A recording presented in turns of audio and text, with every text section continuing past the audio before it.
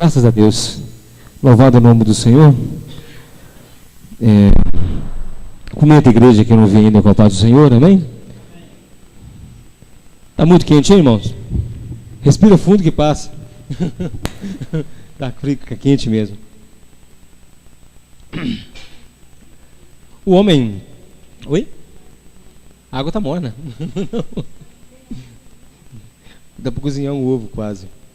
Mas, sem mais delongas, vamos abrir a palavra.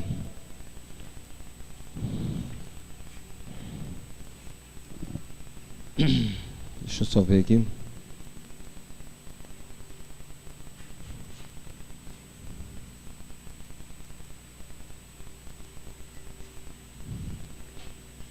O irmão só misturou aqui, mas deixa eu achar aqui.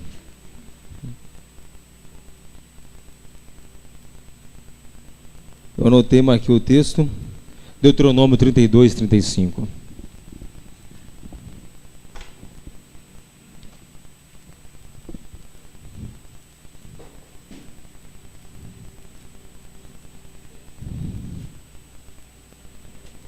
Esse texto que nós vamos ler foi o tema de uma mensagem pregada por Jonathan Edwards, pregador inglês, em 1538. Um sermão muito famoso pela sua eloquência, pela sua dureza, em que enquanto ele pregava, as pessoas agarravam as pilastras da igreja, rolavam no chão e gritavam, enquanto ele pregava essa mensagem.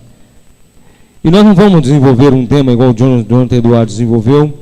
Nós vamos falar algumas coisas essa noite. Que o Senhor te ajude e o Senhor esteja com você. Diz assim o texto, Deuteronômio 32, 35.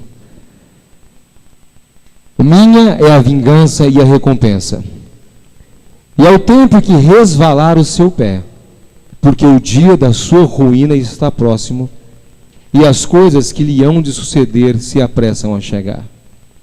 Minha é a vingança e a recompensa, e ao tempo que o seu pé se resvalar, porque o dia da sua ruína está próxima, e as coisas que lhes hão de suceder se apressa a chegar. Senhor Deus, muito obrigado por essa noite, e que o Senhor tem sido conosco, e que o Senhor, ó Pai, durante a nossa vida, o Senhor tem sido conosco, e segurou os nossos pés de resvalarem, Senhor. Tem misericórdia de nós, meu Pai. Tem misericórdia de nós, Senhor, e nos abençoe essa noite. Nós te pedimos, em o nome de Jesus Cristo. Amém. Pode se sentar.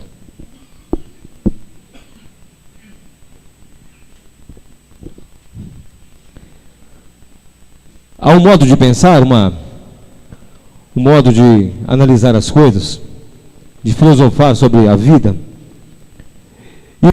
no modo cristão,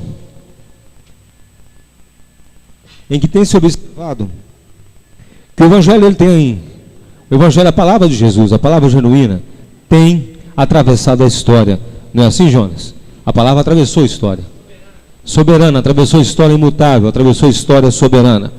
Atravessou a história sem sofrer influência histórica, sem sofrer influências culturais, sem sofrer influências de alguma maneira que poderia distorcer o seu sentido maior, que é a salvação do homem.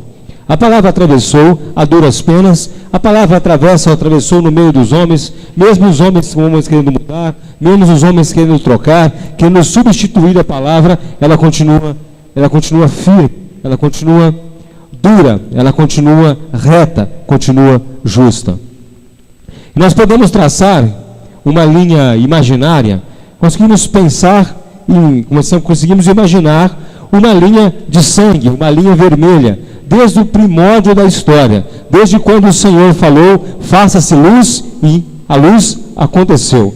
Desde antes da fundação do mundo, como Pedro cita, como Paulo cita, nós podemos traçar uma linha de graça, uma linha de salvação, uma linha de perdão de Deus sobre toda a história. Vem atravessando sobre toda a história, ultrapassa toda a história humana, passa por todas as tragédias humanas, passa por todos os sucessos humanos e vem desembocar nos dias de hoje, vem desembocar agora, nesse nosso mundo contemporâneo, em que a palavra, em que o Evangelho tem sido tão assim desvalorizado, tem sido tão julgado às traças, tem sido tão tão contaminado, não na sua essência maior, mas em toda a sua periferia tem sido contaminado pela ideia humana, pela filosofia humana, pela vontade humana de que aquilo seja do jeito que ele quer e não realmente daquilo que ele é. Nós podemos traçar essa linha, passando por toda a história de Israel, por toda a história do mundo, por toda a criação, vem passando até chegar no sacrifício de Jesus Cristo na cruz,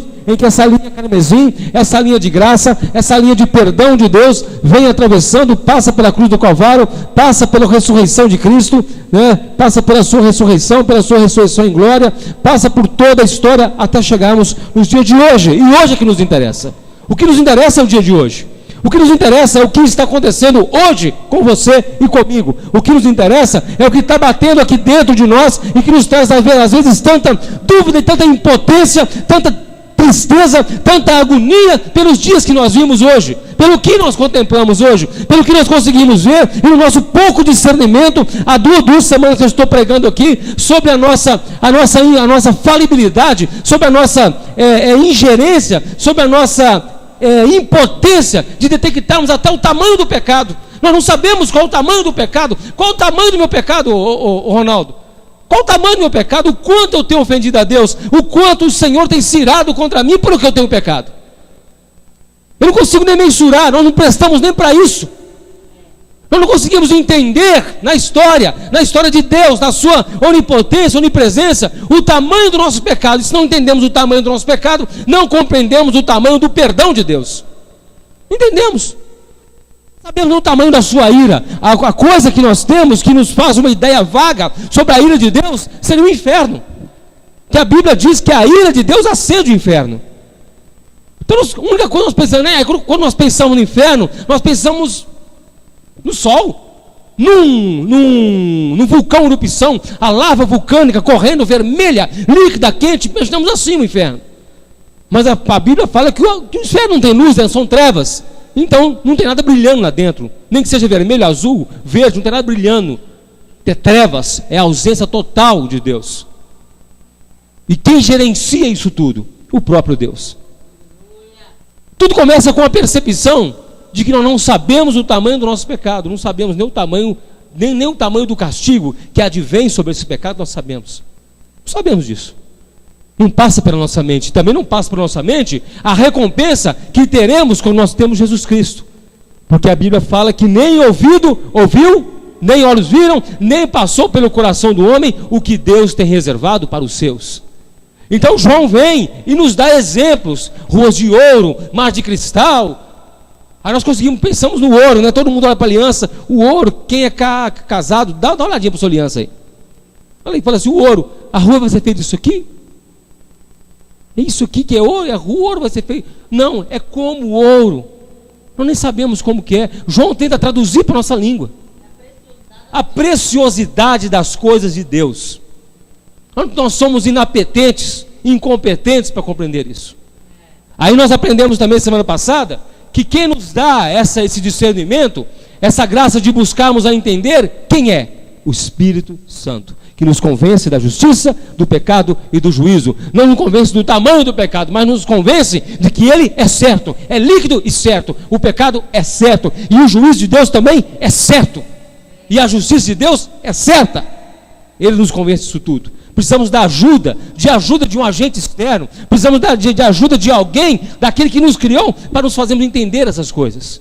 Que o próprio Jesus fala que o mundo não pode receber porque não o conhece. E lembra que eu falei sobre o fato de conhecer? O que é conhecer? Você pode achar que eu te conheço, eu não te conheço. Você não me conhece, você conhece aquilo que eu mostro para você. Aquilo que eu sou, você não conhece. Você pode conviver 50 anos com uma pessoa, você não a conhece. Porque ela tem uma vida interna de pensamento que nunca vai ser revelada a você.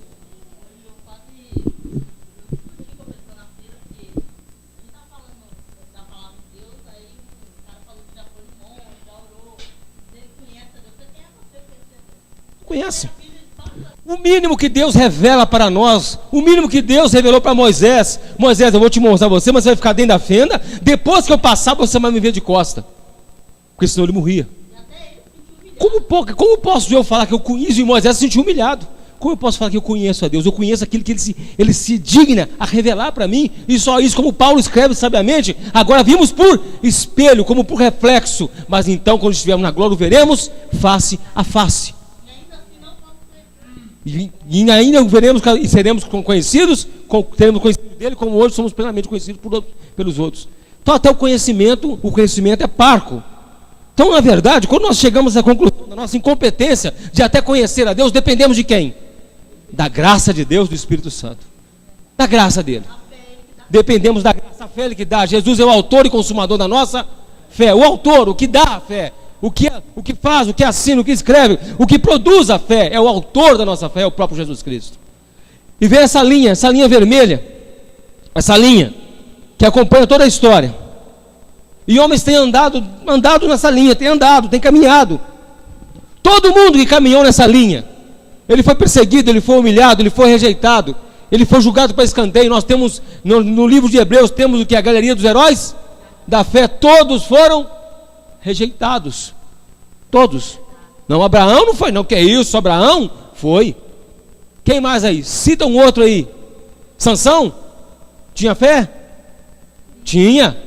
Foi o que? Preso. Jesus, o autor da fé, o que fizeram com ele? Essa é a dificuldade de quem anda na fé. Aí nós temos aqui a linha da fé, coisa linda, andar na fé. Até fez uma música, um camarada muito profano, né? Muito mundano.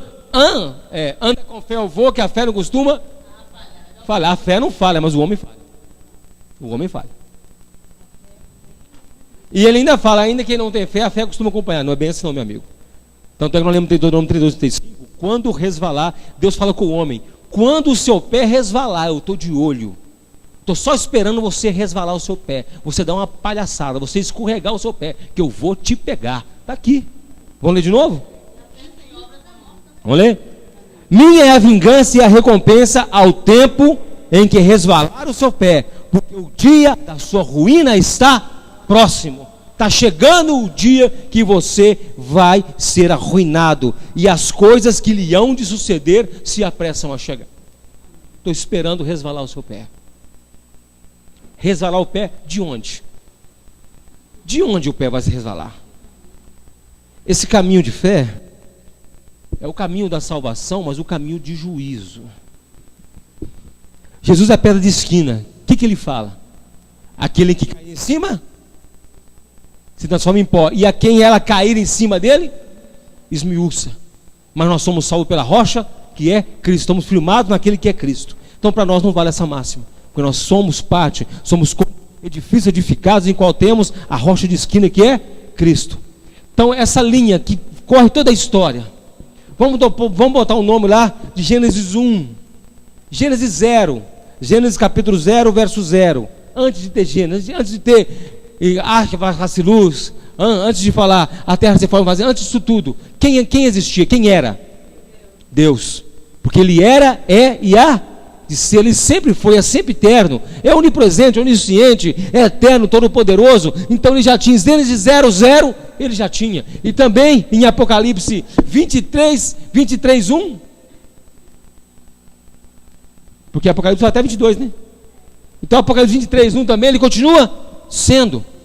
Então, entre toda essa história, desde Gênesis 0, vamos chamá-lo do ano menos 0. Quem é que é bom aqui em matemática? Ano menos 1. Menos 1, onde não tinha. E agora estamos no ano 2014. Essa linha continua correndo. Essa linha está exposta. A salvação foi exposta, a fé foi exposta para os homens.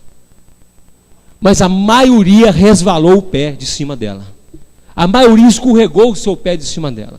A maioria, sem saber que estava sendo medido por essa linha, não tomou conhecimento, até tropeçou nessa linha e caiu pelo chão, caiu em trevas. Outros tentaram andar por essa linha, mas na verdade queriam apenas aprender com a linha para desenvolver o seu próprio raciocínio, como vemos Simão Mágico. Ô Paulo, eu quero ter esse poder que você tem, eu quero andar nessa linha que você anda, mas eu quero é para ganhar dinheiro. Tentou comprar o dom dele, queria andar na linha, e o pé dele resvalou. Resvalou de onde? Do caminho. Resvalou do caminho justo, do caminho pleno, do caminho fiel, do caminho que é o próprio Cristo. O caminho que se estendeu por toda a humanidade. Cristo se estendeu por toda a humanidade, desde o Velho Testamento. Dentro do Velho Testamento ele aparece como Salvador, como Rei. No Velho Testamento ele aparece mais como vingador, como matador dos homens. No Velho Testamento ele se encarna como homem amoroso para salvar a humanidade. Mas mesmo assim o amor dele tem limite, porque ele fala: eu não vim para julgar o mundo, porque o mundo já está condenado. Uns gostam de falar, né? E aí Jesus falou que não veio para julgar o mundo, mas esquece do versículo seguinte: porque o mundo já está condenado, porque não receberam, não creram no unigênito Filho de Deus. Essa é a linha que separa a salvação de toda a humanidade. A gente tenta andar nela. E nós que estamos andando nela, nós que estamos nela, estamos tentando. Mas o caminho é fácil, né? O caminho é muito fácil, gente. Não é não? Estreito e apertado. E são muito poucos os que a acertam. É difícil. É difícil. Imagina você, quem aqui é míope? Levanta a mão. Os míopes daqui. Quem aqui, por exemplo, quem aqui não precisa usar óculos, enxerga muito bem? Quem enxerga muito bem aqui? Enxerga, Rafael? Põe meu óculos, Rafael.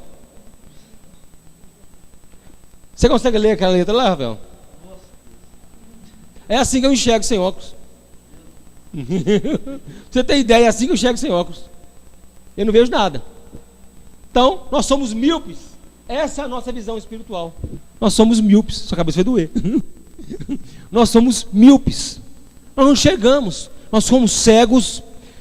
Imagina para você o seu nome escrito com letra preta num caderno de página preta, no escuro, e você de óculos escuros, sem luz nenhuma, tentando ler o seu nome.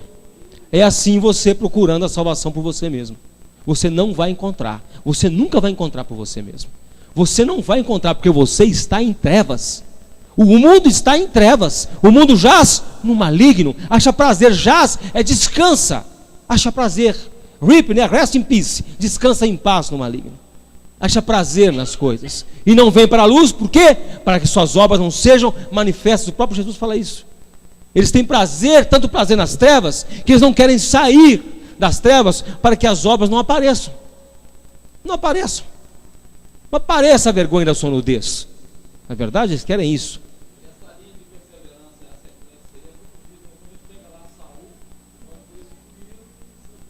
E saiu fora da linha. Resvalou o pé. E o que tinha para vir sobre ele veio. E ninguém impediu.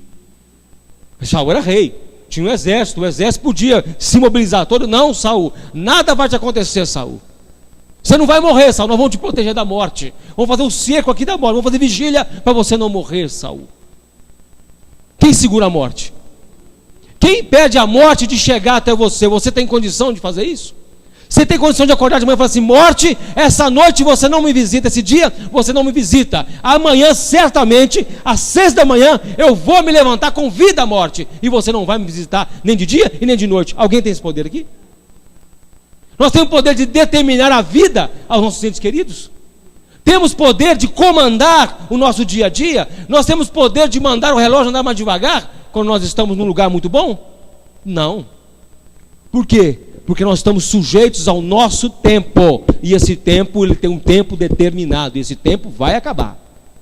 Todos nós estamos aqui na contagem regressiva para o nosso velório. Todos, sem nenhum, sem escapar, ninguém. Sem exceção. Contagem regressiva para nos encontrarmos com Deus. Contagem regressiva para darmos conta da nossa vida. Contagem regressiva para encararmos os olhos que estão patentes durante agora esse minuto, olhando tudo que nós estamos fazendo, sondando nosso coração. Agora, para quem tem Jesus, Ele está trabalhando para nos aperfeiçoar a cada dia. Mas mesmo assim, nós cristãos, conhecedores da palavra, nós sentimos que falta algo em nós. Falta. O homem sente falta. O homem sente uma falta. Sente que não está completo. Sempre vai ser assim.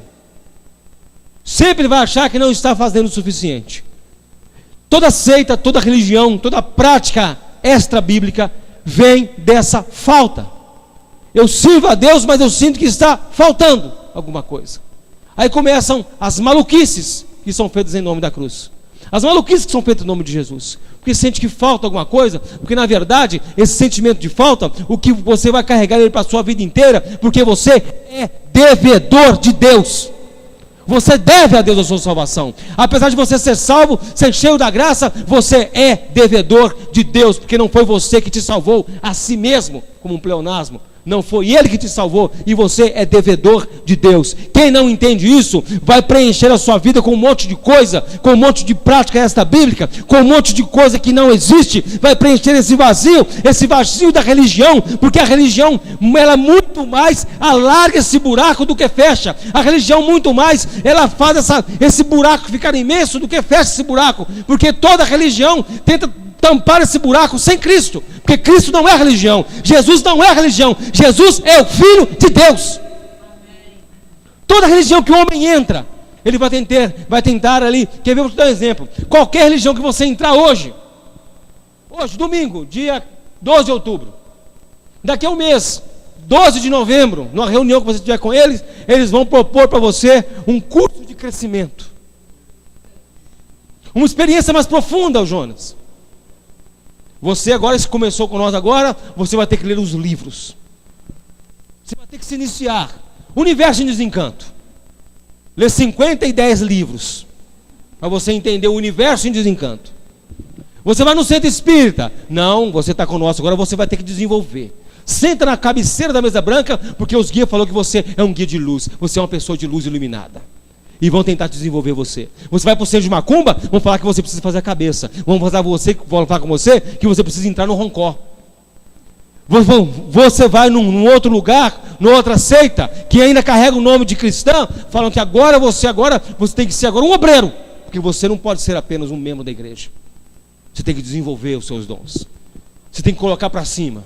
Isso vai fazendo um buraco em você, porque não preencheram com Jesus Cristo. Você chega numa seita oriental do Satya Sai Baba. Ele chega, morreu, graças a Deus já está no colo do capeta, né? Ele chega lá e fala com você assim: eu vou fazer agora um passo em você para receber um poder maior. É um cara que dizia que materializava as coisas, mas estava tudo escondido na manga dele. Aí você chega em outro lugar, não, agora você vai ter que participar agora do nosso núcleo especial dos líderes da igreja, e coloca você no núcleo especial do líder da igreja, mas isso não vai preencher o seu vazio, enquanto não mostrarem para você Jesus Cristo do jeito que Ele é.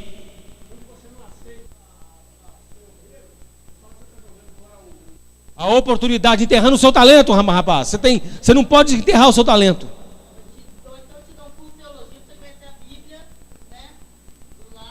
Mas não tem coragem de te apresentar Jesus Cristo, porque na verdade nem eles conhecem Jesus Cristo. Você chega num centro espírita, você tem que desenvolver. Não te mostram Jesus. Você chega no budismo, você podia ser um monge, não te mostram Jesus. Você chega num convento católico, você agora de noviça vai ser freira. Você passa 50 anos lá na clausura e não conhece Jesus Cristo. Você faz qualquer coisa e não conhece Jesus Cristo enquanto não for apresentado para você pelo próprio Jesus Cristo. Ele quiser se revelar a você. A coisa mais difícil hoje é você encontrar pessoas que amam a Jesus. Você encontra pessoas que amam a religião. Você encontra pessoas que amam um monte de coisa, mas não tem contato com Jesus Cristo. Um se fala: não, que é isso, pastor? Pelos frutos se conhece a árvore. O que nós vemos hoje? O que nós vemos hoje? Pessoas desesperadas, ficam um tempo na igreja e saem, suicidam, matam seus cônjuges, e são crentes. Por que acontece isso, meu amigo? Porque não foi apresentado para você essa linha. Pelo contrário, eles fazem uma linha paralela, eles fazem a sombra das coisas. Umas correm paralelas ao Evangelho, até parece com o Evangelho, outras dão voltas e se afastam completamente do propósito de Deus. Outras não querem nem passar, outras já nascem de uma sabedoria superior, mas na verdade o fim é morte. Há caminhos que para o homem parecem direito, mas no fim são caminhos de morte. Há outros que negam completamente essa existência dessa linha do Evangelho, e na verdade eles querem voltar aos ETs, querem ir lá atrás, e na verdade também é caminho de morte. Outros querem produzir um clone dessa linha, até tentam fazer, mas a alma humana entra no meio e torna essa linha incompleta, picotada, torna essa linha toda cheia de falhas. Outros acham que não precisa seguir a linha toda, só precisa seguir parte do Evangelho. O resto é crença. Negam as parábolas, negam a divindade de Cristo. Não precisa. Precisamos saber apenas que Jesus é o Filho de Deus até certo ponto. Nunca é apresentado completo o Evangelho. Porque não precisa o Evangelho completo, porque o Evangelho completo é agressivo. O Evangelho completo te tira de onde você está, da sua condição, que você está morto em seus delitos e pecados, e te traz para a sua maravilhosa luz, transportado para o reino do Filho do seu amor. E aí quando você olha, quando você olha para você, você está nu diante de Deus. E não tem mais desculpa nenhuma. Aí você é igual a Adão. E você ainda tenta colher folhas de figueira. Tentar o seu laço, não, Jesus, eu sou assim. Não. Aceite que o Senhor mate o cordeiro e te cubra com a pele do cordeiro, o único cordeiro que tira o pecado do mundo, Jesus Cristo. Nós cozemos folha de figueira a vida inteira. Essa síndrome de Adão nos persegue a vida inteira, nos enchemos de desculpa, enchemos de coisas, de coisinha, mas na verdade tentamos andar na linha, mas do nosso jeito. Tentamos andar no Evangelho do nosso jeito. Não, isso aqui não é para mim não, isso aqui não é não, o que é isso aqui não, orar pelo inimigo, que não, de jeito nenhum, isso aqui não é para mim que ele se exploda, que ele morra, não é para mim que ele morra, não, isso não serve para a igreja não, para nós não. Aí vem o líder igual eu, fala assim, não, isso aqui, fala que toda igreja é sacerdote, não, eu sou o único sacerdote da igreja, mas a Bíblia fala que toda igreja é sacerdote. Não, isso para mim não serve, porque eu quero reinar soberano sobre todos. Eu quero ter o poder sobre todos, eu quero ser o único sacerdote. Rejeitam partes do caminho, e quem rejeita parte do caminho, rejeita o caminho todo. E quem é esse caminho? Eu sou o caminho, a verdade e a vida. Jesus é o caminho. Se você rejeitar parte dele, está rejeitando o ser completo. Se a pessoa virar para você assim e falar assim, ó, eu gosto muito de você, Milton, mas eu não gosto do seu braço esquerdo. Tem gente que arrancar seu braço? Então eu não gosto de você todo. Jesus, eu gosto do seu evangelho, Jesus, mas essa parte que foi o senhor que escreveu, não. Isso aqui foi o senhor que falou, não. Não é possível que foi o senhor. Isso eu não concordo. Não, Jesus, isso não. Isso não, Jesus. Prefiro ficar com o meu Jesus espantalho, que eu posso tirar um braço, tirar uma perna dele, trocar a roupa dele, a hora que eu quiser. Botar um Jesus, eles falam, um Jesus customizado, a gosto do freguês. E aí eu estou customizando a linha da salvação. E essa linha custou sangue. Essa linha custou um plano de Deus. Essa linha é o plano de Deus para a salvação do homem. Não pensa você que a salvação, o plano da salvação do homem começou apenas na cruz do Calvário, não. Não pensa você que o plano da salvação começou só quando Jesus nasceu. Quando chegou um anjo para Maria e falou assim, bem-aventurada és tu entre as mulheres, darás um filho para o nome de Emanuel. Não foi aí que começou o plano de Deus, não. O plano de Deus é antes da fundação do mundo. Quando ele vira para Adão e fala, quando tu comedes desse fruto, ele não falou assim, se você comer. Ele já sabia da queda do homem. Uns falam que Satanás pegou Deus de surpresa. Não. Quando você comer desse fruto, você vai morrer. Ele não falou, Adão, se você comer. Não. Você vai comer porque eu sei. Você acha que Deus é bobo, que vai pegar de surpresa? Ele é onisciente. Lá do Éden, ele já viu o dia de hoje. Lá do Éden, ele já viu o grande trono branco no final de todas as coisas. Lá do Éden, ele já contemplou o fim de todas as coisas, porque ele fala em Isaías que ele anuncia o fim antes do que as coisas comecem. Ele já sabe o fim de tudo. E tem muito crente bobo achando que Deus foi pego de surpresa por Satanás. Ah, a cruz, Jesus foi crucificado, Deus pegou, Satanás pegou Jesus de surpresa. Não, ele veio aqui para morrer, meu amigo. Todo o engendramento político que culminou na morte de Jesus foi o próprio Deus que articulou para que acontecesse isso. Porque o objetivo era a morte dele. Nós sentimos que nos falta. O que nos falta? Essa sensação de falta que nós carregamos em nós, nós estamos satisfeitos na glória. Você sempre vai carregar uma sensação de falta. O amor de Deus te preenche. A graça de Deus te preenche. Essa sensação é a sua dívida com Deus. E tem pessoas que tentam preencher essa dívida com Deus. Preencher isso com Deus com um monte de coisas.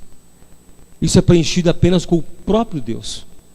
Com a própria graça, a aceitação da inapetência. A sensação, a competência de ser salvo por você mesmo. É reconhecer que tudo vem na mão dele. Quando você reconhecer que por mais que você faça, você nunca retribuirá a salvação para Deus. Por mais que você se esforce, você nunca vai pagar a sua salvação. Por mais que você trabalhe na obra, faça o que for, você nunca vai retribuir o preço da salvação. O preço já foi pago através de Jesus Cristo. Você não deve mais nada. Você não deve mais nada para Deus para poder compensar isso. A sua dívida com Deus é a sua própria vida. Isso você não vai pagar nunca, porque a sua vida já pertence a Ele. Como você vai pagar isso? Vamos lá uma coisa.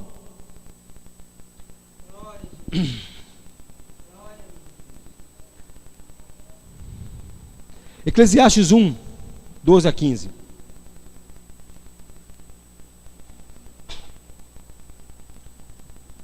Salomão escreve em Eclesiastes, no capítulo 1, o seguinte, a partir do verso 12.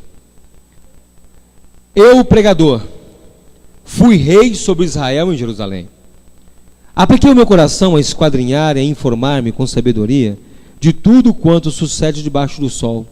Esta enfadonha ocupação que deu Deus aos filhos dos homens para nela os exercitar. Atentei para todas as obras que se fazem debaixo do sol, e eis que tudo era vaidade e aflição de espírito. Aquilo que é torto não se pode endireitar. Aquilo que falta não se pode calcular. Aquilo que falta não se pode? Como eu calcular essa sensação que eu tenho de falta? A sensação de dívida para com Deus. A sensação de falta que a gente temos, de dívida, que a gente não calcula, não sabe mensurar. Era o tamanho da nossa perdição, da condenação que estava sobre nós. A palavra diz que a alma que pecar, essa morrerá. Essa é que estava sobre mim. Você já ficou devendo favor para alguém? E você fica até sem graça quando vê a pessoa? Quem já passou por isso aqui? Todo mundo. É assim que você se sente com Deus. De estar devendo para Ele favor. De estar devendo para Ele algo. Não tem moeda que nós produzamos, não tem valores que nós possamos produzir que paga isso. Não se pode calcular. O que falta não pode calcular. O que nós podemos retribuir para Deus é nos esforçarmos para passar pela porta estreita. Nos esforçarmos para andar reto. Negar o eu. A negação, eu gosto de uma palavra que o Jonas usa. Não, da negação do eu, da rejeição das vontades. Você fala muito isso. É da... Como é que é? É de negar o seu eu, de negar as suas vontades.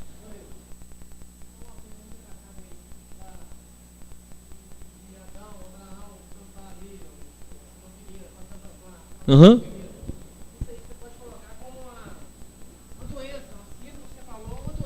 Acima de Adão.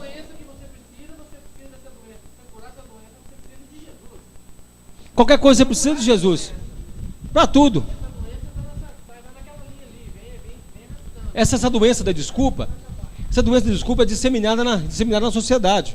A doença da desculpa, a doença de querer, de esconder os seus erros, a doença da mentira, a doença da ostentação, a palavra que está na moda hoje, a doença da ostentação, a doença de querer mostrar aquilo que não é, a doença da hipocrisia, a doença de ser falso com tudo, a doença da mentira. Isso permeia a sociedade em todos os seus estratos, desde o mais rico até o mais pobre. A mentira permeia tudo. Adão não fez nada mais do que mentir. Mentir a situação. Ele não mentiu, talvez com a sua boca, falando: Jesus, não estou pelado, Senhor, estou tampado com a figueira. Não, o próprio ato dele querer se tampar é uma mentira. Porque como ele ia se tampar do próprio Deus que sabia todas as coisas? Como você pode se tampar, se esconder do próprio Deus que sabe todas as coisas? Você pode se esconder das pessoas, mas nunca de Deus. Você pode enganar as pessoas, mas nunca de Deus. Nunca. Nunca. Como eu vou esconder, como o salmista escreve, aonde eu vou fugir da presença dele? No alto do monte, no fundo do mar, no debaixo da terra, onde eu vou fugir? Até no meio do fogo. Ainda que você pule dentro do vulcão e morra queimado, vire cinza, Deus pega a sua alma e fala: você está na minha presença ainda, e puf, te lança no inferno. E aí? Nem depois da morte se esconde de Deus. Ah não, as pessoas no inferno vão estar livres de Deus. Não, a Bíblia fala que eles serão atormentados diante do Cordeiro e dos santos anjos. E aí? Como se escapa de Deus? Como eu posso me esconder de Deus? Como eu posso então? Ah não, então eu vou fazer o seguinte: eu vou negar a Cristo, negar a Deus. Não, Deus não existe. Deus agora é uma coisa, é um conceito humano da sociedade cristã judaico-ocidental e judaico-cristã ocidental. Deus não existe, eu não preciso de Deus, porque Deus está morto, morreu, acabou, puf, é a invenção dos homens. Mas a linha vai continuar brotando na consciência dele.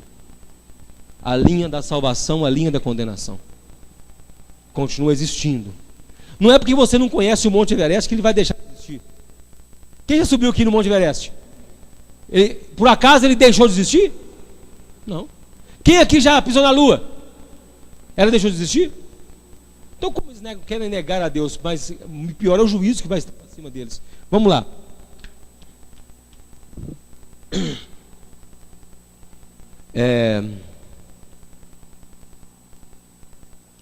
Aquilo que é torto não se pode endireitar, aquilo que falta não se pode calcular.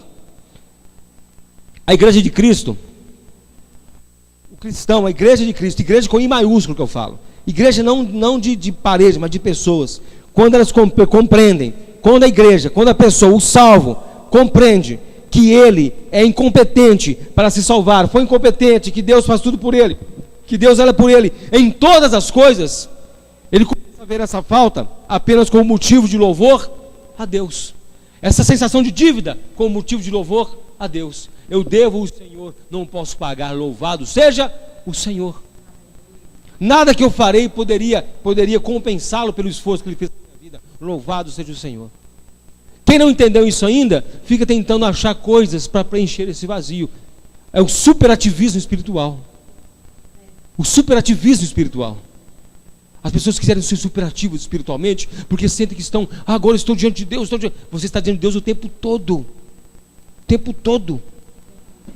O tempo todo. Belsazar, lá em Daniel, agora vamos ver agora um ímpio, com essa mesma sensação de falta com Deus. Como que o ímpio trata? Em Daniel. Vamos lá em Belsazar, Daniel, no capítulo 5. Isso aqui, ele viu só um pedaço do juízo de Deus. Só um pedacinho do juízo de Deus ele viu. Ele viu a mão. Eu vou ver se eu acho o texto todo. Só separei uma parte, mas quero todo.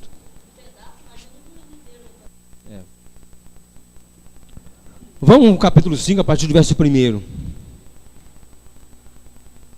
O que faremos nós hoje, essa noite?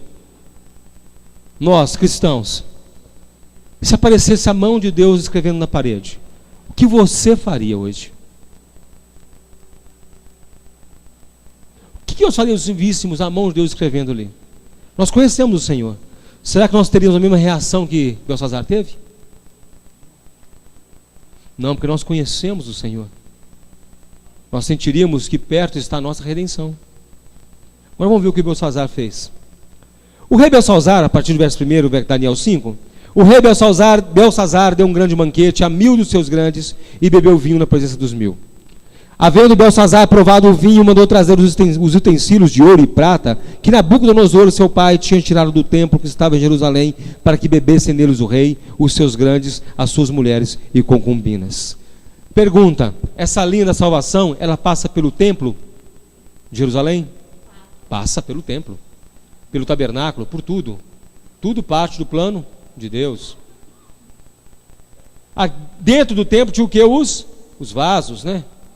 Os vasos que eram usados, né? Os cântaros que eram usados, tal. Belsazar pega esses vasos e fazer o que com eles? Vai tomar vinho na festa, de ouro e prata, vai tomar vinho na festa.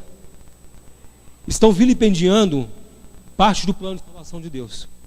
O templo faz parte do plano de salvação de Deus. Belsazar entra tentando cortar essa linha no meio, achando que é brincadeira, que pode cortar no meio essa linha. Profanar. Vamos entrar nisso aqui. Isso aqui nada, isso aqui não faz parte de nada, isso aqui não vale nada. É assim que faz, é assim que alguém faz quando fala que a Bíblia não vale nada, que ser crente, você está sendo crente porque você é bobo. Ele está entrando na linha de salvação de Deus, isso é cobrado de Deus. Quando resvalar o seu pé. O pé de Belsazar resvalou agora aqui. Eu vou mesmo entrar nisso aqui e resvala na linha. Ele esbarra o pé na linha da graça, do poder, e fala: traz os vasos. Traz os vasos. Eles esbarram, passa o pé na linha. Quer apagar a linha? Resvalou o pé, escorregou no caminho. Então trouxeram os utensílios de ouro que foram tirados do templo da casa de Deus, que estava em Jerusalém, e beberam neles os reis, os seus grandes, as suas mulheres e concubinas. Bebeu quem? O rei, os grandes, as mulheres e as concubinas. Hoje são o quê? As prostitutas. Vão tomar todo mundo. O que tem isso aqui, gente? O que tem? Não tem problema nenhum. O que tem? Eu estou na igreja, mas sou casado, tenho 2 amantes. O que tem isso? O que tem? Eu traí meu marido, eu sou crente, ele também é crente, nós louvamos a Deus junto. É o mesmo comportamento, meu amigo. Quando resvalar o seu pé, quem é que vai cobrar?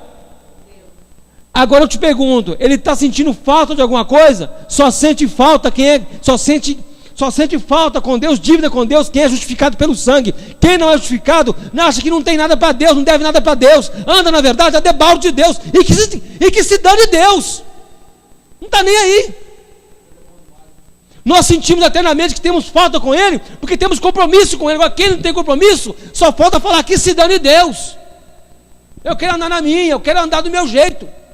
É que ele fez aqui, ó, que se dane o Deus de Israel, eu vou botar as prostitutas para beber no vaso dele. Quando resvalar os seus pés, aquilo que vai vir para você não tarda a vir.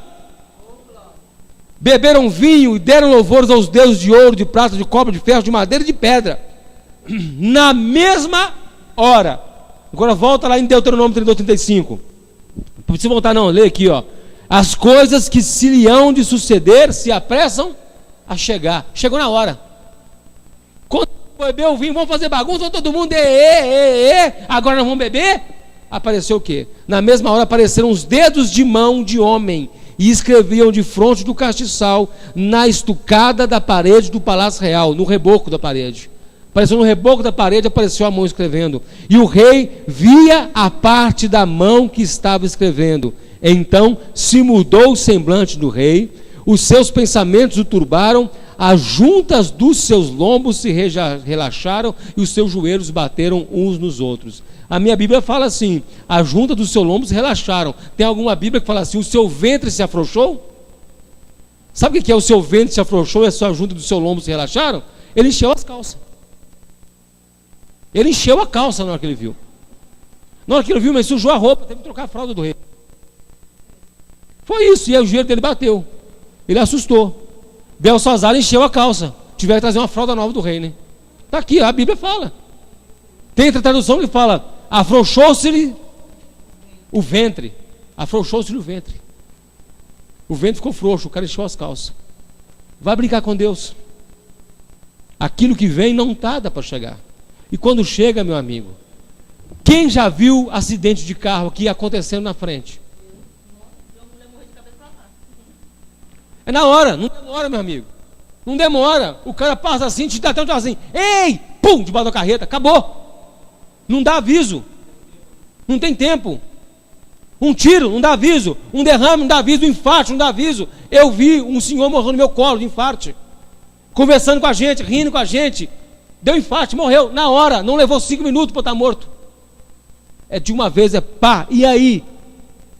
Quem é que vai falar quem é que vai tirar você da mão de Deus? Da mão do diabo tem, da mão do diabo tem quem te tira. Deus te tira da mão do diabo. Agora quem te tira da mão de Deus? O Papa? Vamos lá. Quem ia tirar esse caboclo da mão de Deus, meu amigo? E ordenou o rei com força que se introduzissem os astrólogos, os caldeus, os adivinhadores, e falou o rei de seus sábios da Babilônia: qualquer que ler essa escritura e me declarar a sua interpretação, será vestido de púrpura, trará uma cadeira de ouro ao pescoço, e será no reino o terceiro dominador. Presta atenção nisso aqui. Presta atenção nesse texto. Depois que veio o problema, o que o rei falou? Traz o quê? Lê para mim o texto. Traz para mim lá o quê? Os caldeus, os astrólogos, adivinhadores. Quem mais? Só esses. E aí o que ele fala? Qualquer desses que me revelar, eu vou honrar. Sabe o que eu aprendo com isso? É que o homem, quando chega no aperto, o que chegar primeiro leva, meu amigo. Se chegar o pai de santo, leva ele. Se chegar um pastor, leva ele. Se chegar um cara budista, leva ele. Ele está aberto a negociações. Ele resvala ao pé da graça. Deus retira dele a graça e fala: se vira. E ele pega qualquer um que aparecer, seja pai de santo, que seja mãe de santo, mãe de chiqueiro, qualquer coisa que aparecer ele está pegando, ele está indo para socorro. Ele abre o jornal e tá lá assim, pai Bocó de Olum, ele liga para ele, e ele abre o jornal assim, ó, pastor Célio, ele liga para ele, traga a pessoa amada, faço isso, faço aquilo, ele está ligando. Sabe por quê? Ele procura a religião, porque agora a coisa ficou feia, ele acha que a religião tem solução. Enche de falar, o cara vai atrás. Tá morta. Tá morta. É isso que ele traz, qualquer um que vier eu estou pegando. Qualquer um que vier eu estou honrando. Porque se afasta da palavra de Deus. Aí eu aprendo também lá em Hebreus, ele fez um agravo ao Espírito da graça, e não resta para ele nenhum perdão, a não ser uma expectativa ardente de fogo do inferno. Isso que eu aprendo. Já fez agravo ao Espírito da graça, já não quer isso. Não quero ser crente não, para que ser crente? Eu prefiro estar lá no meio dos meus, lá fazendo a gira lá de quarta-feira. Com esses, meu amigo, tem hora que nem adianta pregar, porque foi o próprio Deus que lançou o juízo sobre eles. Eles querem aquilo, ou eles querem a mentira, ou eles abraçam a Bíblia, mas não abraçam o conteúdo da Bíblia, não abraçam o conhecimento da palavra. É aquela fé nominal, mas não fé de conhecimento, não fé de conversão. É uma fé de prática, mas não fé de fé em Deus. É uma fé de fé na fé, de fé na pregação do pastor, de fé no pastor, de fé na placa da igreja, de fé na religião. Nunca ouviram falar de Cristo, não tem fé em Jesus. E eu vou te falar uma coisa: o fim desse caminho é morte, porque já saiu fora disso aqui, ó. Já saiu fora. Saiu fora já. De Deus não se zomba. Aí vem lá, no verso 22. Depois de tudo, chamam aquele monte de gente, manda chamar Daniel. Daniel fala no verso 22. E tu, seu filho Beltsazar, não humilhaste o teu coração, ainda que soubesse de tudo isso. O que Beltsazar fez? Não humilhou o coração, continuou cheio de si. Continuou cheio de si. Aí eu me lembro aqui, Daniel falou que Daniel podia ter falado um monte de coisa com Beltsazar. Você pegou os vasos, você fez isso, você fez aquilo, mas Daniel chega para ele e fala o quê? Você não humilhou o seu coração. Que ainda se você tivesse pegado os vasos, fizesse aquilo, isso, aquilo, outro, pecado, mas humilhasse o seu coração, Deus te salvaria. Mas você não humilhou o seu coração, e por isso o seu reino vai ser tomado da sua mão. Por isso é que você vai morrer. Vamos 17?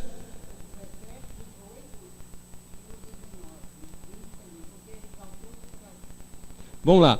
Então, 17. Então respondeu Daniel, disse na presença do rei: as tuas dádivas fiquem contigo. Aquilo que ele queria dar, né? O vestido de púrpura, não. Daniel falou assim: não, eu vou interpretar para você isso aí, e isso aí, que os presentes que você tem, fica para você mesmo. Eu não quero isso. Se fosse hoje, hein? As tuas dádivas fiquem contigo, e dá os teus presentes a outro.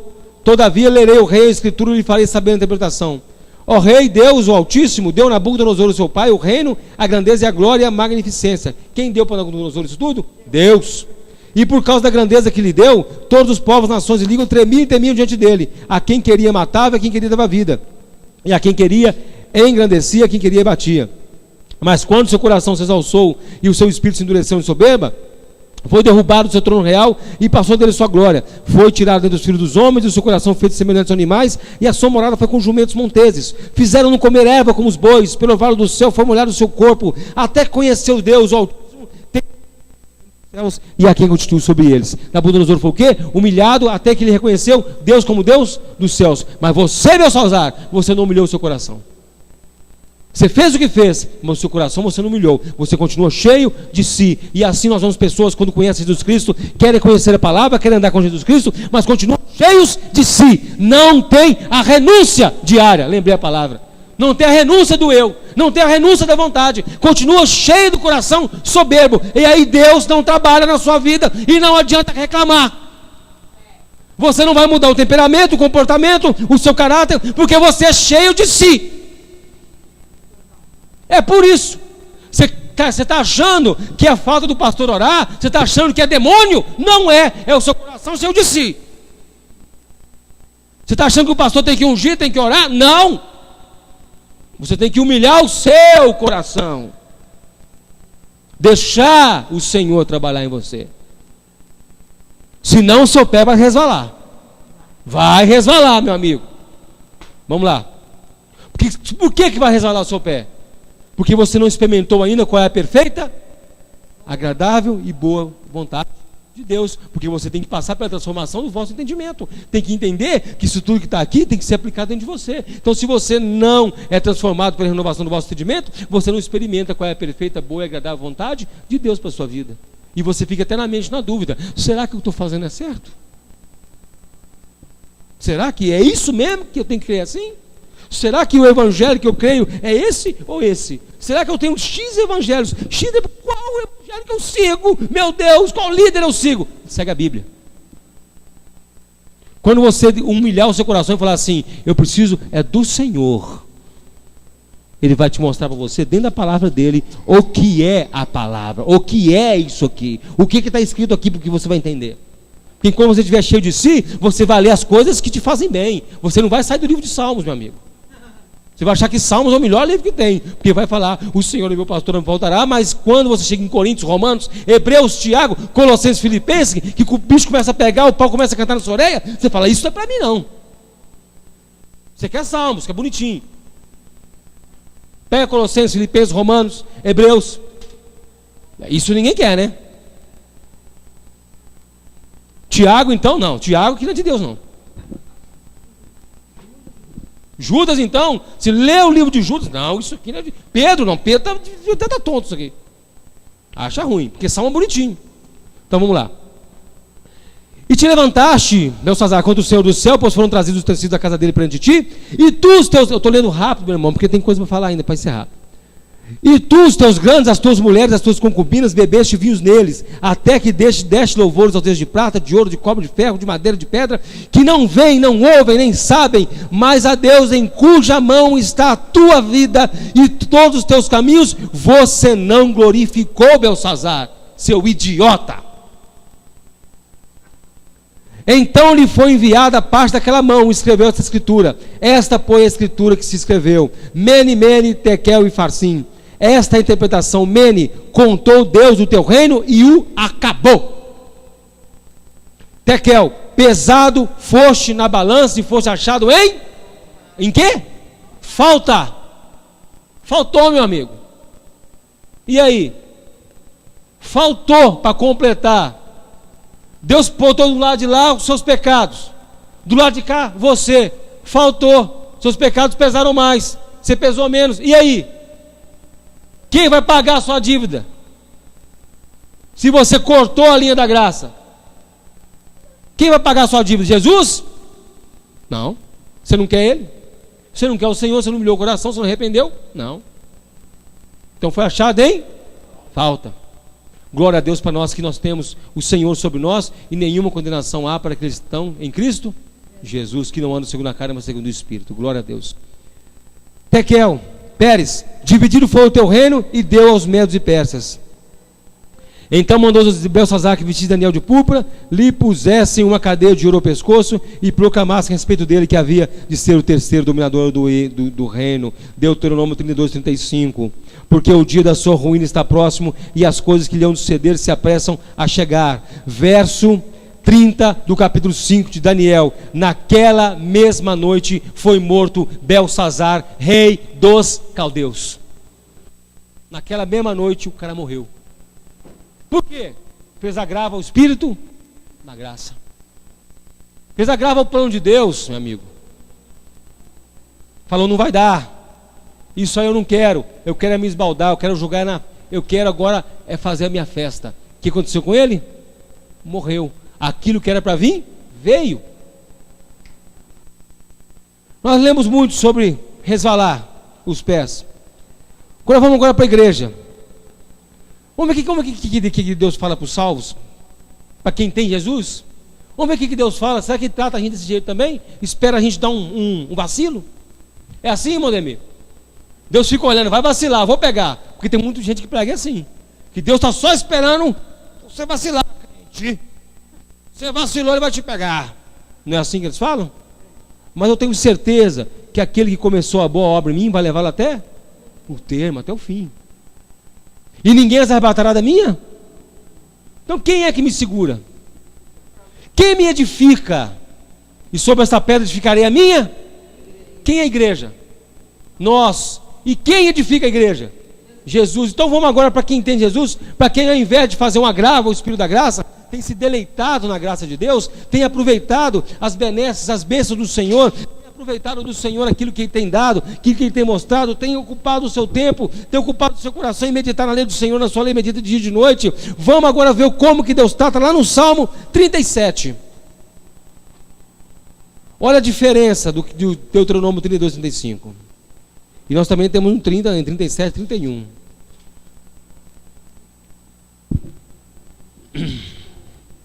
(37, 31), Salmo.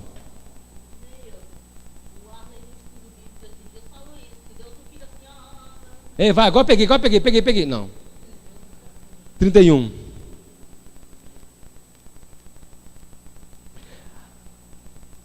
Lembrando que aqui está falando do justo. Depois eu vou ler esse texto, depois eu vou ler o contexto. A lei do Senhor está em seu coração, e os seus passos não resvalarão. De quem está falando? Do justo, daquele que teme o Senhor, daquele que humilhou o seu coração, que Belsazzar tinha que ter feito. Daquele que anda com o seu coração humilhado, aquele que anda na renúncia do seu eu. Aquele que anda submisso à palavra de Deus. O que Deus falando? Que ele leva no coração a sua palavra, e os pés dele não resvalarão. Então, ainda que nós vemos muitos escorregando do nosso lado, nós temos que andar na linha, essa linha fininha, meu amigo, que cabe um pé na frente do outro. Essa dificuldade de ser crente, essa dificuldade de ser cristão, toda essa penúria de ser cristão. Ah não, pastor, ser cristão é fácil, não é, Ronaldo? Ser cristão é muito fácil, né, Ronaldo? É fácil você se manter íntegro, se manter cristão é muito fácil, não é? Não é, meu amigo. Fácil não. No mundo de hoje é fácil? Não. Em qualquer... Você pode talvez você pensou assim, para um político cristão deve ser difícil se manter cristão. Não, para um policial cristão deve ser difícil se manter cristão. Não, para qualquer cristão, meu amigo, é difícil se manter. Se não for a graça de Deus, se não for a total compreensão do amor de Deus para nós, se não for a total compreensão que nós somos devedores absolutos e tudo nós devemos a Ele, e com as nossas forças não conseguiremos nada, com as nossas forças não conseguiremos nada, dependemos tudo dEle, dependemos de andar no caminho dEle, porque Ele nos dá força, saúde, sabedoria, até mesmo discernimento para andarmos no caminho, é Ele quem nos dá, até a fé para crermos nele, é Ele que nos dá. Quando chegamos a essa conclusão, se torna mais fácil caminhar cristão, mais tolerável, mas não fica facílimo, continua sendo difícil, duro. Sendo duro. E o caminhar cristão é um caminhar sozinho. É um andar sozinho. Nós andamos em comunidade, andamos em comunhão, mas na verdade a responsabilidade de ser cristão é sua, meu amigo, não é minha não. Eu não posso falar, Rafael, você tem que ser cristão, Rafael, me ajuda aí. Não, é sua responsabilidade de andar reto. Não é minha responsabilidade de fazer você e exigir que você ande reto. É responsabilidade sua de fazer assim. Não, eu tenho que andar na presença de Deus. O que o Senhor falou? Anda na minha presença e ser perfeito. Ser perfeito. É andar na linha. Cada um seja julgado segundo as suas obras. A salvação é individual. O culto é coletivo. Tem o culto individual, o culto é coletivo, a reunião é coletiva. Mas a salvação é individual. É responsabilidade sua com Deus. E é isso que eu tento incutir na sua cabeça. Isso que eu tento enfiar na sua cabeça e no seu coração. No seu coração, o Espírito Santo te ajude a entender isso. Não é o fato de pertencer a um lugar. Eu escutei essa semana. Onde nós escutamos isso, mãe? Essa semana? Nós escutamos essa semana, a pessoa falou que ela era salva porque ela pertencia a uma igreja. Por isso ela era salva. Ela pertencia ao lugar. Eu sou salvo porque eu pertenço a tal igreja. Não, você é salvo porque você tem Jesus Cristo na sua vida. Você é salvo porque você crê em Jesus. Não é porque você pertence a X, A ou B, não. É porque você crê em Jesus Cristo. Porque Deus amou o mundo de tal maneira que deu seu Filho unigênito para que todo aquele que nele crê não pereça, mas tenha a vida eterna. Não é para que Deus enviou o seu Filho ao mundo para que cada um pertença a uma igreja e seja salvo. Não. Porque você crê em Jesus Cristo. A grande dificuldade hoje é as pessoas entenderem isso. Parece que tem uma névoa. Parece não, a Bíblia fala que tem. A Bíblia fala que o Deus desse século cegou o entendimento deles para que não vejam a verdade. Você expõe a verdade para as pessoas, elas não estou vendo, não estou entendendo. Eu não estou entendendo isso aí não. Você expõe a verdade. Lê aqui, meu amigo. Lê. É isso aqui que você tem que fazer. Não é isso não. O meu pastor falou diferente. Não, mas a Bíblia fala isso. Não, mas o meu pastor falou diferente. O padre falou diferente. O chefe lá da minha religião falou diferente. Não, mas a Bíblia fala que é assim. Não, mas eu não acredito. Eu acredito nele. E você? Quem é você? Qual é o seu pastor? Quem te deu autoridade para falar isso? Quem te ensinou isso? Quem te ungiu para você falar isso? Você estudou teologia para você estar falando isso?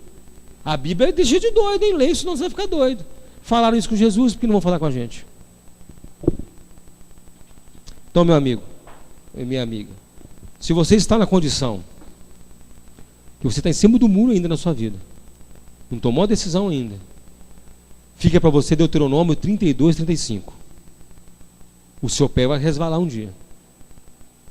E o que vai vir sobre a vida não vai tardar. Agora, se você já passou por João 3,16, se você já crê em Jesus Cristo, Salmo 31, 37, 37, 31 está sobre você. O Senhor te sustenta e o seu pé não vai resvalar. Aleluia. O seu pé não resvala. O pé da igreja não resvala. O pé de quem é contra Deus, Deus só espera o escorregão. Agora, da igreja, Ele mesmo garante que não vai resvalar. Que Ele mesmo sustenta. Ele te faz andar na linha reta. E aí faz igual Paulo, combati o bom combate, acabei a carreira. Andei sobre a carreira toda e guardei a fé. Na verdade, ele podia falar, eu guardei a fé e fui guardado por ela. Na verdade é isso, nós guardamos a fé e somos guardados por ela no dia a dia. Curva sua cabeça no seu lugar. Graças a Deus, glória a Deus. O Senhor Deus é fiel. A tua fidelidade, Senhor, excede, Deus, a nossa compreensão. Porque na verdade nós não compreendemos nem o tamanho da nossa infidelidade, Deus. Mas tentamos entender, ó Pai amado, o que podemos fazer retamente, o que podemos andar retos. Glória ao Senhor, porque tem nos dado o Espírito Santo, que intercede por nós com gemidos inexprimíveis. Intercede no sentido de nos fazermos compreender as coisas que não entendemos. Intercede por nós no sentido de nos fazer ter a certeza da salvação e assim nos usufruímos dela, esperarmos em Ti. Operando em nós a certeza da salvação e das coisas que estão reservadas para nós. Muito obrigado, Senhor Jesus. Essa eterna sensação de falta com o Senhor é uma sensação de gratidão que o Senhor tem feito por nós. É a sensação de reconhecimento que o Senhor fez todas as coisas. E como diz o salmista, o que poderei fazer para retribuir ao Senhor todos os benefícios que Ele tem me dado? Senhor, muito obrigado, Senhor, pela salvação. Obrigado porque nossos pés estão firmes na rocha e o Senhor zela para que eles não resvalem. Muito obrigado, Senhor Jesus Cristo. O Senhor é fiel e continua sendo fiel e sempre foi fiel. Tem misericórdia para que nós também sejamos fiéis a Ti, ó Deus. Nos ajuda, meu Pai. Ajuda-nos, tem misericórdia de nós. Nós te pedimos no nome poderoso de Jesus, que cada uma pessoa que está aqui, Pai amado, chegue ao conhecimento de Ti. Chegue, Pai amado, ao entendimento do Senhor. Nós pedimos a Ti, segundo a Tua grande graça e misericórdia. Amém. Glória a Deus. Deus te abençoe. Aí mais uma vez eu lanço essa pergunta no ar para você que está aqui, para você que nos acompanha pela internet. O quanto você pretende conhecer de Deus? O quanto você está disposto a conhecer de Deus? O quanto você quer saber de Deus, as coisas dele? Sabendo que o quanto mais você conhecer de Deus, as suas certezas elas vão cair, as suas dúvidas vão ser sanadas, e muita certeza, muita verdade que você achava que era verdade, vão ser diluídas na verdade de Deus, vão ser dissolvidas e vão ser substituídas pela graça de Deus. Então eu te pergunto de novo e te faço um convite ao mesmo tempo: o quanto você quer conhecer de Deus? Guarde isso para você essa semana, e que você pense nisso essa semana. Que Deus te abençoe em nome de Jesus. Amém? Eu posso pedir que você louve o Senhor com a sua boca, com as suas palmas. Que o Senhor te abençoe. Em nome de Jesus, o Senhor seja fiel. O Senhor é fiel. Esteja abençoando em nome de Jesus Cristo. Amém. Glória a Deus. Aleluia.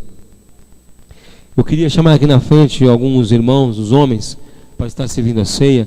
Irmão Jair, irmão Ademir, irmão Ayrton, Valdinei.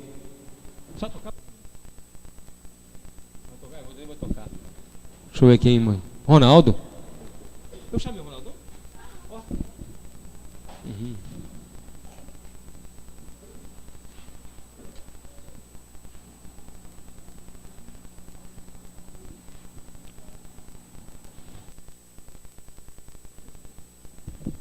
Glória a Deus.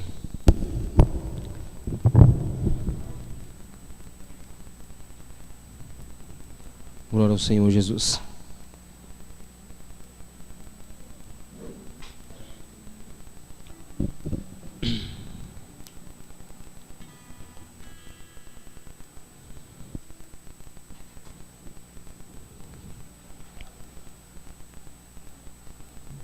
Glória a Deus. Mateus, após Jesus chega em Jerusalém, após ele passar ali o dia em Jerusalém, ele à noite vai comer uma ceia com seus discípulos, ele vai comer a Páscoa com os discípulos, e poderia ser uma Páscoa como as 33 Páscoas, 32 Páscoas que já tinha celebrado, já tinha participado. Essa 33ª Páscoa seria uma Páscoa diferente, em que haveria todos os pratos comuns naquela noite: o cordeiro, a alface, a hortelã, o ovo, a maçã, tudo ali, o pão, o vinho, tudo normal. Mas naquele dia era uma Páscoa especial, porque não apenas havia carne de cordeiro em cima da mesa, havia ali o próprio Cordeiro de Deus que tira o pecado do mundo assentado naquela mesa. Enquanto eles comiam, estavam comendo ali, Jesus levanta a voz um pouco, porque ninguém estava comendo calado, não era um clima fúnebre, era um clima de festa. Então todo mundo devia estar conversando. Jesus levanta a voz, depois de uma discussão que eles tinham para ver quem que era o traidor, quem que estava traindo. Jesus levanta a voz e fala, pega o pão do centro da mesa, abençoa o pão e parte. Diz assim o texto, Mateus 26. Enquanto comiam, tomou Jesus o pão, abençoando-o, partiu e deu aos discípulos e disse: tomai e comei, este é o meu corpo.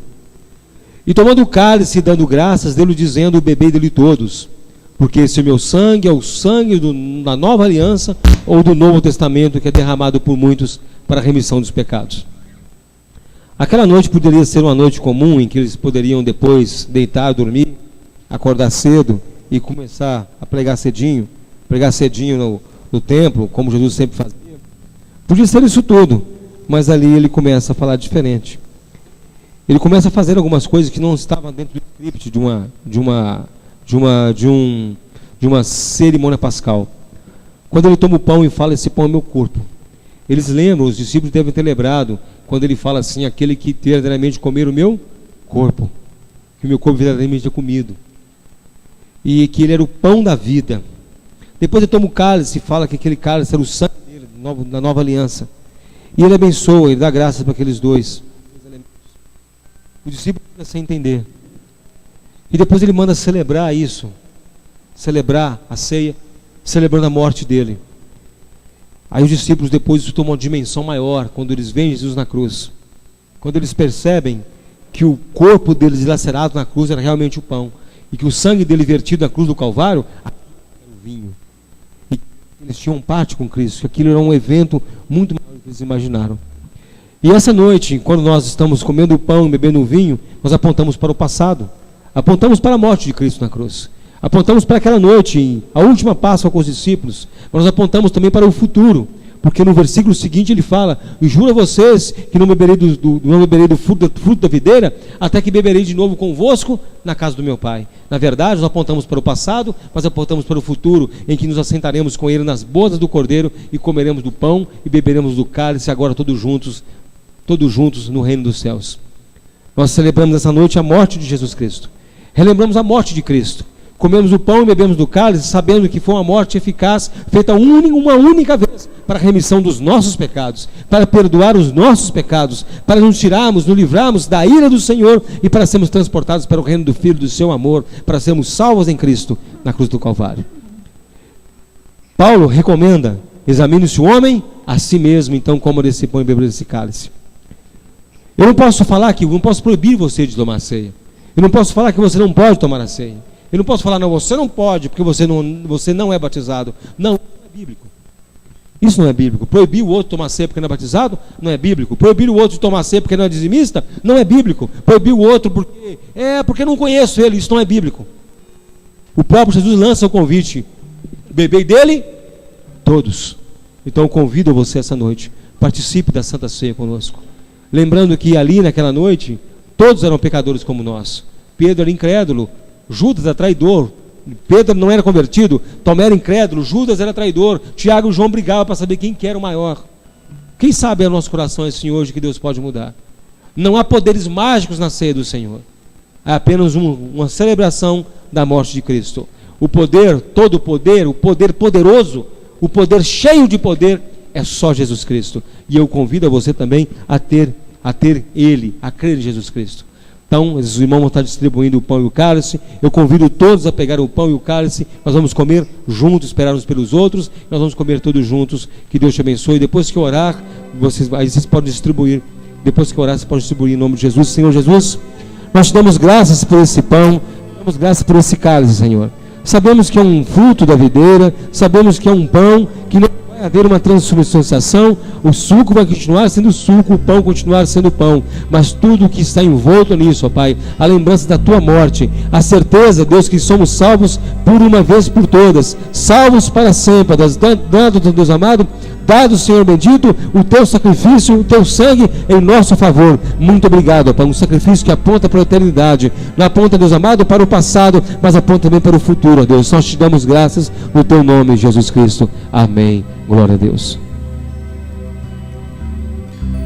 Ele levou sobre si as nossas dores. Ele levou sobre si as nossas transgressões. O castigo que nos traz